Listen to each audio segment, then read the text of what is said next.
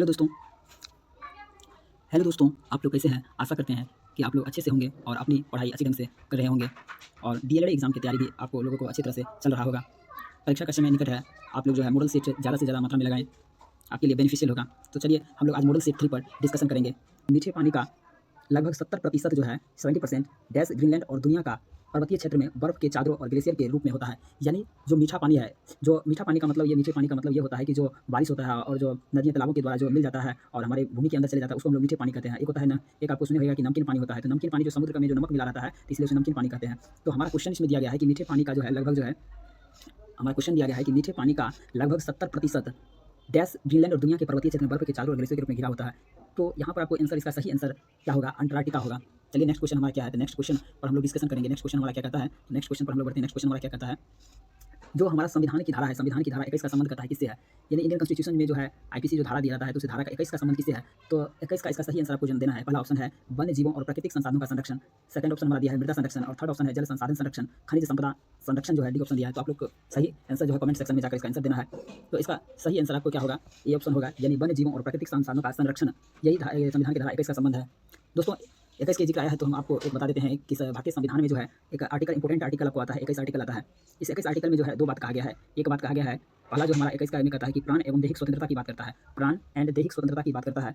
और दूसरा कहता है 21 का को आर्टिकल जो है, 21 का को, ये सबसे बड़ा इंपॉर्टेंट है। 21 का को जो है इसमें कहता है कि 6 वर्ष से 14 वर्ष के बच्चों को जो है फ्री एंड कंपलसरी एजुकेशन शिक्षा की बात करता है। और यह जो है 21 के को जो है कि संविधान संशोधन के द्वारा किया गया। अगर ये पूछेगा तो आपको 66वां संविधान संशोधन याद रखना है। 66वां संविधान संशोधन कब हुआ था? तो 2002 में याद रखना है। तो 21 आपसे ये अगर प्रश्न पूछे कि 21 को का संबंध किससे है, या आपसे ये प्रश्न पूछे कि किसमें जो है 6 से 14 वर्ष के बच्चों को निःशुल्क शिक्षा की व्यवस्था की बात कहा गया है, तो इसका सही आंसर आपका हो जाएगा, इसका सही आंसर जो होगा 21 के को आर्टिकल जो होता है, यानी अनुच्छेद 21 के को। चलिए नेक्स्ट क्वेश्चन पर हम लोग डिस्कशन करते हैं। नेक्स्ट क्वेश्चन हमारा क्या है? नेक्स्ट क्वेश्चन हमारा जो है डैश का उपयोग जो होता है, कहता है कि डैश का उपयोग ताप विद्युत संयंत्र में किया जाता है। डैश का उपयोग ताप विद्युत संयंत्र में किया जाता है। पहला ऑप्शन है यूरेनियम, दूसरा ऑप्शन है थोरियम, तीसरा ऑप्शन है आपका वायु, चौथा है जीवाश्म ईंधन। तो इसका सही आंसर हो जाएगा आपका जीवाश्म ईंधन हो जाएगा। जीवाश्म ईंधन क्या होता है? तो जीवाश्म ईंधन जिसके बनने में लाखों करोड़ वर्ष लग जाता है, तो उसको हम लोग जो है जीवाश्म ईंधन की श्रेणी में रखते हैं। जीवाश्म ईंधन में जैसे हो गया आपका कोयला हो गया, इसके अलावा पेट्रोलियम हो गया, कोयला पेट्रोलियम, ये सब जो होता है जीवाश्म ईंधन में, जीवाश्म ईंधन के अंतर्गत आता है। तो ताप विद्युत संयंत्र पूछेगा तो आपको जीवाश्म ईंधन हो जाएगा। लेकिन अगर पूछता कि परमाणु संयंत्र में कौन सा यूज होता है, अगर आपको परमाणु संयंत्र रहता तब इसका सही आंसर, परमाणु संयंत्र अगर आपसे पूछता कि परमाणु संयंत्र में कौन सा यूज होता है, तब आपका सही आंसर होता है यूरेनियम। लेकिन हमसे प्रश्न पूछा है कि ताप विद्युत संयंत्र जो होता है, संयंत्रों में किसका यूज होता है, तो इसका सही आंसर आपका हो जाएगा जीवाश्म ईंधन। चलिए हमारा नेक्स्ट क्वेश्चन हमारा क्या कहता है? नेक्स्ट क्वेश्चन कहता है कि हुगली औद्योगिक प्रदेश यानी इंडस्ट्रियल एरिया का केंद्र कहाँ पर है? तो इसका आपको सही आंसर देना है। इसका सही आंसर क्या होगा? तो आपको वही आपको सही आंसर देना है। कोलकाता, पहला ऑप्शन कोलकाता, दूसरा ऑप्शन दिया है कोलकाता पत्रागिरी, तीसरा ऑप्शन कोलकाता मोदिनीपुर और चौथा ऑप्शन दिया है कोलकाता हावड़ा। तो आपको ये कम से कम याद रखिएगा कि हुगली जो है ये आपको कहाँ पड़ता है, ये तो आपको पता होगा कि हुगली जो है आपको पश्चिम बंगाल के एरिया में पड़ता है। तो औद्योगिक केंद्र पूछा है तो इसका सही आंसर जो होगा कोलकाता और हावड़ा होगा। नेक्स्ट क्वेश्चन की तरफ बढ़ते हैं। नेक्स्ट क्वेश्चन हमारा क्या कहता है? सासाराम नगर का विकास किस काल में होगा? तो सासाराम नगर के जो विकास हुआ है वह मध्य युग में हुआ है। सासाराम आपको जो होता है इसकी स्थापना जो होता है शेरशाह सूरी ने किया था, शेरशाह सूरी ने किया था। यही शेरशाह सूरी जिन्होंने जो होता है जीटी रोड का निर्माण किया था, जीटी रोड का निर्माण किया था। जीटी रोड का निर्माण किसने? आपसे प्रश्न पूछता है, बार बार ये पूछता है कि जीटी रोड का निर्माण किसने किया, तो इसका सही आंसर हो जाएगा शेरशाह सूरी। और इसका शेरशाह सूरी जो होता है यही सासाराम नगर की स्थापना किया था। ये कब किया था? तो मध्य युग कालीन में किया था। तो इसका सही आंसर क्या होगा? मध्य युग होगा। उसके बाद जो होता है आपसे ये प्रश्न पूछा है कि जारू जेलेस्की किस देश के राष्ट्रपति थे? तो इसका आपके पास 4 ऑप्शन दिया गया है। पहला ऑप्शन आपका है चिली, दूसरा ऑप्शन है पोलैंड, तीसरा ऑप्शन है तुर्की और चौथा ऑप्शन है रूस। तो इसका क्या सही आंसर होगा? तो इसका सही आंसर आपके पास क्या होगा? इसका सही आंसर हो जाएगा पोलैंड। नेक्स्ट क्वेश्चन की तरफ हम लोग बढ़ते हैं। नेक्स्ट क्वेश्चन हमारा क्या कहता है? नेक्स्ट क्वेश्चन की तरफ हम लोग बढ़ेंगे। नेक्स्ट क्वेश्चन हमारा कहता है कि भारत के प्रथम चुनाव आयुक्त कौन था? तो चुनाव आयुक्त जो होगा इसका सही आंसर क्या होगा? आपके पास 4 ऑप्शन है, सुकुमार सेन, टी.एन. शेषन, सुनील अरोड़ा, उसके बाद जो है अशोक। आप लोग को इसका कमेंट करके आंसर देना है सेक्शन में। तो इसका सही आंसर क्या होगा? तो इसका सही आंसर आपके पास होगा सुकुमार सेन। इसका सही आंसर आपके पास जाएगा सुकुमार सेन होगा। देखिए यहाँ पर एक बात और नोटिस कीजिएगा कि जो हमारा आपसे अगर ये प्रश्न पूछेगा कि इलेक्शन कमीशन एक होता है, इलेक्शन कमीशन की चर्चा जो है अगर आपसे पूछे कि इलेक्शन कमीशन जो है संविधान के किस भाग में इसकी चर्चा किया गया है, तो भाग आपको याद रखना है कि भाग 15 में इसकी चर्चा किया गया है। संविधान के भाग 15 में इसकी चर्चा किया गया है। और इलेक्शन कमीशन के जो है, इलेक्शन कमीशन से आपसे पूछे कि चर्चा किस भाग में किया गया है, तो भाग 15 में किया गया है। नेक्स्ट क्वेश्चन की तरफ हम लोग बढ़ते हैं। एक और बात यहाँ पर याद रखिएगा कि वोटर्स डे आपसे अगर पूछेगा कि वोटर्स डे कब मनाया जाता है, तो 25 जनवरी को जो है वोटर्स डे मनाते हैं। और 25 जनवरी को हम लोग क्या मनाते हैं? वोटर्स डे मनाते हैं। क्यों? क्योंकि 25 जनवरी जो होता है आपको 25 जनवरी 1950 को ही जो है इलेक्शन कमीशन की स्थापना हुई थी। अगर ये पूछता कि राष्ट्रगान एंड राष्ट्रगीत जो है, ये जो है कब भारतीय संविधान में अपनाया गया, तब इसका सही आंसर होता है 24 जनवरी 1950 होता है। चलिए नेक्स्ट क्वेश्चन की तरफ हम लोग बढ़ते हैं। नेक्स्ट क्वेश्चन हमारा क्या कहता है? नेक्स्ट क्वेश्चन की तरफ हम लोग बढ़ते हैं। तो नेक्स्ट क्वेश्चन हमारा क्या कहता है कि बिहार में राज्यपाल जो है यानी गवर्नर जो होता है विधान परिषद के कितने सदस्यों को जो है मनोनीत करता है? तो चलिए हम लोग कुछ डिस्कशन करते हैं। यहाँ पर जो पॉलिटी से क्वेश्चन आया है इस पर हम लोग डिस्कशन करते हैं कि इसके इसके पॉलिटी से एक क्वेश्चन आया है।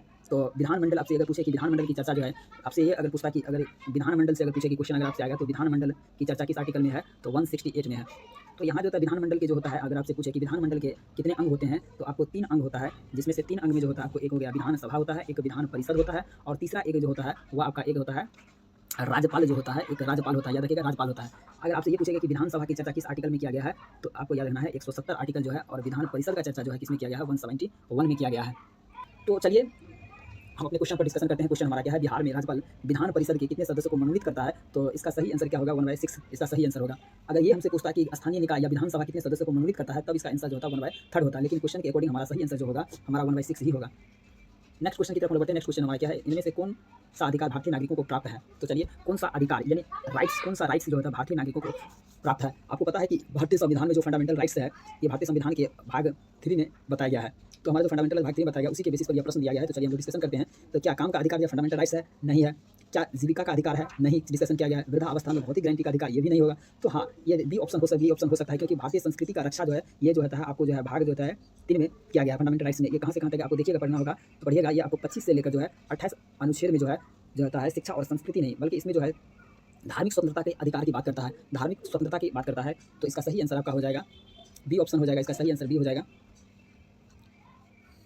चलिए नेक्स्ट क्वेश्चन हम लोग बढ़ते हैं। नेक्स्ट क्वेश्चन हमारा क्या है, नेक्स्ट क्वेश्चन की तरफ हम बढ़ते हैं। नेक्स्ट क्वेश्चन क्या कहता है, निर्वाचन में राजनीतिक दलों को लिए आचार संहिता का निर्माण उसकी घोषणा कौन करता है। तो देखिए राजनीतिक चुनाव होते हैं, इसके लिए जो होता है आचार संहिता लागू करना जो होता है, इसका किसका काम होता है, तो इलेक्शन कमीशन का काम होता है। तो इसका सही आंसर हो जाएगा आपका, कौन सा सही आंसर होगा, निर्वाचन आयोग हो जाएगा। चलिए नेक्स्ट क्वेश्चन हम लोग बढ़ते हैं। नेक्स्ट क्वेश्चन हमारा क्या कहता है, भारतीय लोकतंत्र की कमजोरी को दूर करने के लिए सर्वश्रेष्ठ उपाय क्या है। तो इसमें आपको उपाय बताना है। पहला ऑप्शन दिया है आपको आर्थिक समानता, दूसरा दिया मीडिया पर कंट्रोल करने से क्या हो जाएगा, तीसरा ऑप्शन दिया है सुधारात्मक कानून का निर्माण करना और बूथ छापामारी करना। तो आप लोग का सही आंसर इसका हो जाएगा, इसका सही आंसर हो जाएगा सी ऑप्शन, यानी सुधारात्मक, यानी इसमें कुछ कानून को इसमें सुधार करना पड़ेगा, तब जो होता है लोकतंत्र के कमियों को दूर किया जा सकता है। नेक्स्ट क्वेश्चन की तरफ बढ़ते हैं। नेक्स्ट क्वेश्चन हमारा क्या है, स्थापित लोकतंत्र के संबंध में जो होता है, स्थापित लोकतंत्र के संबंध में विस्तार की चुनौती के बारे में निम्नलिखित में से कौन सा कथन करता है सही है। पहला ऑप्शन दिया है स्थानीय सरकारों को, जो स्थानीय सरकार जो हमारा जो होता है ग्रामीण क्षेत्र में जो मुखिया का चुनाव होता है वही स्थानीय सरकार होता है, कहा जाता है। तो स्थानीय सरकार को अधिक शक्ति सुनिश्चित करना, और संघ जो सेंट्रल होता है, संघ की सभी इकाइयों तक संघीय सिद्धांत का विस्तार करना।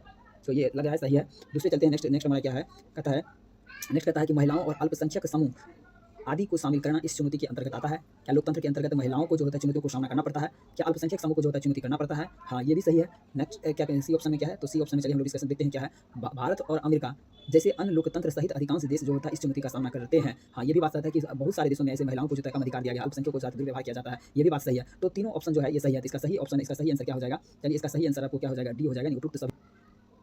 चलिए हम लोग जो है नेक्स्ट क्वेश्चन पर डिस्कशन करते हैं। क्वेश्चन हमारा दिया है समुद्री मार्ग से जो होता है, समुद्री मार्ग से जो होता है विश्व का परिभ्रमण करने वाला सबसे पहला व्यक्ति कौन था। आपके पास ऑप्शन है Christopher Columbus, Cabral, B option है मैगलन, कैप्टन कुक। तो इसका सही आंसर हो जाएगा मैगलन। मैगलन ही जो पहला व्यक्ति था जिन्होंने समुद्री मार्ग से विश्व का परिभ्रमण सबसे पहले किया था। नेक्स्ट क्वेश्चन तरफ हम लोग बढ़ते हैं। नेक्स्ट क्वेश्चन हमारा क्या कहता है, इनमें से कौन सा दिन में मोटे अनाज की श्रेणी में आता है। तो मोटे अनाज की श्रेणी में जो होता है आपका ज्वार या बाजरा या रागी आता है, कौन सा आता है। तो दोस्तों ये तीनों आता है जो है मोटे अनाज में जो होता है। इनका अनाज आप देखिएगा तो ये मोटे के तौर पर फैट्स थोड़ा मोटे अनाज ही रहते हैं, इसलिए मोटे अनाज कहा जाता है। तो इसमें सही आंसर इसका हो जाएगा, डी ऑप्शन हो जाएगा। चलिए दोस्तों हम लोग नेक्स्ट क्वेश्चन पर डिस्कशन करते हैं। क्वेश्चन दिया है कि लीग ऑफ नेशंस की कमजोरी के बारे में कौन सा कथन सत्य है। तो पहले बात ये आप लोग क्वेश्चन को ध्यान रखिएगा कि लीग ऑफ नेशन जो है, लीग ऑफ नेशंस की जो स्थापना जो होता है, लीग ऑफ नेशंस की स्थापना जो होती है, लीग ऑफ नेशन की स्थापना आपको कब होता है, तो 1920 में होता है। और इसकी स्थापना का जो उद्देश्य था, क्योंकि प्रथम विश्व युद्ध हुआ था, तो प्रथम विश्व युद्ध की समाप्ति के बाद जो होता है, यानी जो प्रथम विश्व युद्ध हुआ था, प्रथम जो विश्व युद्ध हमारा हुआ था, प्रथम विश्व युद्ध के बाद जो हुआ तो देशों में जो होता है तबाही, बहुत सारा तबाही मचा था। उनके जो है सेकंड वर्ल्ड वार न हो तो उसे रोकने के लिए जो है लीग ऑफ नेशन की स्थापना किया गया था 1920 में। लेकिन यह असफल हो गया था, क्योंकि इसमें जो संस्थापक देश जो था वह इसमें शामिल हुआ था नहीं। इनके पास लीग ऑफ नेशन के पास जो अपनी कोई सेना नहीं था। इसका संस्थापक देश में जैसे अमेरिका खुद इसका सदस्य नहीं बना था, जिसके कारण लीग ऑफ नेशन जो होता है असफल हो जाता है। उसके बाद जो होता है 1900 जब द्वितीय विश्व युद्ध खत्म होता है तो 1945 में जो होता है संयुक्त राष्ट्र संघ की स्थापना किया जाता है। चलिए हम लोग क्वेश्चन पर डिस्कशन करते हैं। क्वेश्चन हमारा क्या कहता है, लीग ऑफ नेशंस की कमजोरी के बारे में कौन सा कथन सत्य है। पहला कहता है आर्थिक प्रतिबंध लगाने में लीग अक्षमता ने इसे पंगु बना दिया। दूसरा ऑप्शन दिया है क्योंकि प्रथम विश्व युद्ध के दौरान हारने वाला पक्ष में बहुत कम राष्ट्र शामिल हुए, इसमें वैधता का अभाव था। हाँ, ये आपका सही आंसर होगा, क्योंकि कहता है कि प्रथम विश्व युद्ध में जो है, प्रथम विश्व युद्ध के हारने वाले पक्ष से बहुत जो है कम राष्ट्र शामिल हुए, यानी जो राष्ट्र हार गए थे तो वह देश इस प्रथम इस लीग ऑफ नेशंस में जो था, लीग ऑफ नेशंस में शामिल ही नहीं हुआ था। लीग ऑफ जो नेशन था उसमें शामिल हुई नहीं था। इसमें जो था इनके पास लीग ऑफ नेशन में आपको पता ही है कि इसमें सैन्य का अभाव था, संस्थापक देश भी शामिल नहीं था, जिसके कारण लीग ऑफ नेशन जो था असफल हो गया था। नेक्स्ट हम लोग बढ़ते हैं। नेक्स्ट क्वेश्चन हमारा क्या कहता है, गांधी जी ने दांडी मार्च की शुरुआत जो है किस तिथि को शुरुआत किया था। तो इसका सही आंसर हो जाएगा 12 मार्च 1930, इसका सही आंसर हो जाएगा। गांधी जी जो 12 मार्च 1930 को स्टार्ट किए थे, और ये जो होता है कब खत्म हुआ, तो 6 अप्रैल 1930 को जो होता है 6 अप्रैल 1930 को ये खत्म किए थे। 6 अप्रैल 1930 को नमक बनाकर नमक कानून का उल्लंघन किया था, इसीलिए दांडी मार्च को हम लोग जो होता है नमक सत्याग्रह भी कहते हैं। यानी दांडी मार्च को हम लोग जो है एक नमक सत्याग्रह के नाम से भी जानते हैं, क्योंकि नमक बनाकर नमक कानून का उल्लंघन किया था। नेक्स्ट क्वेश्चन की तरफ लौटे। नेक्स्ट क्वेश्चन क्या है, कहता है next question city of Bombay improvement trust की स्थापना कब किया गया। डिस्कशन करते हैं। कहते हैं city of Bombay improvement trust की स्थापना कब किया गया था? आपके पास 4 ऑप्शन है 1878, 1888, 1898 और 1899।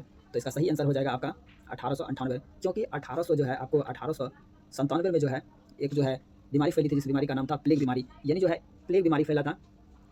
ये प्लेग बीमारी जो होता है, महामारी जो होता है, फैला था मुंबई में, जिसके कारण जो होता है इसकी स्थापना किया जाता है। इसके निपटारे के लिए जो होता है 1898 में, यानी 1897 में जो होता है प्लेग बीमारी मुंबई में फैला था, और उसके इंप्रूवमेंट के लिए जो होता है 1898 में जो होता है city of Bombay improvement trust की स्थापना किया जाता है। तो इसका सही आंसर हो जाएगा आपका 1898। नेक्स्ट क्वेश्चन की तरफ बढ़ते हैं। नेक्स्ट क्वेश्चन हमारा क्या कहता है, भारतीय भूभाग जो होता है, भारतीय कहता है भूभाग विश्व के कुल भौगोलिक क्षेत्रफल का कितना भाग है? यानी आपसे भाग पूछ रहा है। आपको पता है कि भारतीय भूभाग जो है यानी पूरे विश्व का जो है कितना परसेंटेज है, यानी 2.4% है। जब इसी को आप परसेंटेज से अगर हटाइएगा तो ये परसेंटेज उड़ेगा, परसेंटेज हटाइएगा तो आएगा 100 और ये दशमलव आएगा तो 0। तो इस पर अगर आप कैलकुलेशन कीजिएगा तो 0.024% आएगा। तो इसका सही आंसर कौन सा हो जाएगा? ऑप्शन नंबर ए हो जाएगा। ऑप्शन नंबर हमारा क्या हो जाएगा? ए हो जाएगा। चलिए नेक्स्ट क्वेश्चन। चलिए दोस्तों, हम लोग नेक्स्ट क्वेश्चन पर डिस्कशन करते हैं। तो कहता है कि विश्व का सर्वोच्च शिखर जो है, विश्व का सर्वोच्च शिखर जो है माउंट एवरेस्ट, किन दो देशों की सीमा पर स्थित है? तो इसका सही आंसर हो जाएगा नेपाल और तिब्बत हो जाएगा। माउंट एवरेस्ट की वर्तमान में ऊंचाई 8848 मीटर है। अगर पूछे कि भारत की सबसे ऊंची चोटी कौन है, भारत की अगर पूछता है कि भारत की सबसे ऊंची चोटी कौन है है, तो आपका हो जाएगा K2, जिसे हम लोग K2 को गॉडविन स्टीज के नाम से जानते हैं। इस K2 को हम लोग जो है गॉडविन स्टीज के नाम से भी जानते हैं। गॉडविन स्टीज आप लोग याद रखिएगा, गॉडविन स्टीज जो होता है, गॉडविन स्टीज के नाम से जाना जाता है। भारत की सबसे बड़ी ऊंची चोटी कौन सी है? K2।